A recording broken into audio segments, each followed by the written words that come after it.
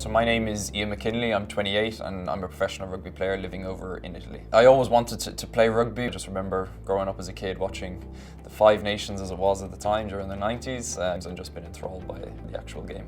I was playing with Leinster, got my first cap when I was 19, so that would have been about 7-8 months after I had left school, so things were going well. And then unfortunately I got an injury to my left eye where just a teammate stood on my eyeball and it perforated my eyeball. I had emergency surgery. I was able to get back about 70% of vision, but my retina detached.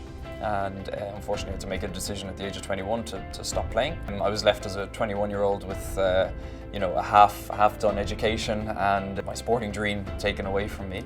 I was working here in Dublin just looking for any sort of coaching roles. I just got a call from an Irish person in Italy to say, would you like to come here and work as a coach? And I jumped at the opportunity, so I went to a city called Udine. It was an experiment in some way, but for me, at the time of having retired, I just wanted to get out of Ireland, wanted a completely different challenge. So I suppose when you're thrown into a situation like going to a foreign country, for me, you just have to throw yourself into the deep end, be prepared to make mistakes, be prepared to be laughed at. You just sort of brush that aside. I mean, the amount of errors that I continue to make, the amount of errors that I made at the start, I look back now and go, they're terrible, but that's how you learn. You never forget from those moments, and we have to get by. When you go to post office, when you go to the supermarket, when you go to dentist, hospitals, you need to be able to speak it. Primo, come ti chiami? Alfredo. Alfredo, di dove sei? Abruzzese, Avezzano. Ah, ok. Mai stato? Mai stato. No, io... I heard that there was an idea developing with protective rugby goggles. Got the first pair in 2014.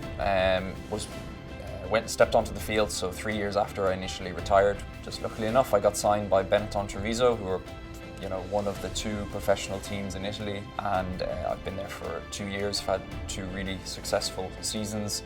I just got recently capped in November to playing for Italy against Fiji, Argentina and South Africa. If you're the quarterback, as it were, you're the out half, you have to organise, you have to talk with everyone around you. So if you're speaking in English, it doesn't really work. There's a few key words, there's a few general words that are the same in English and Italian, but generally you have to be the one, you have to direct everyone and speak in Italian.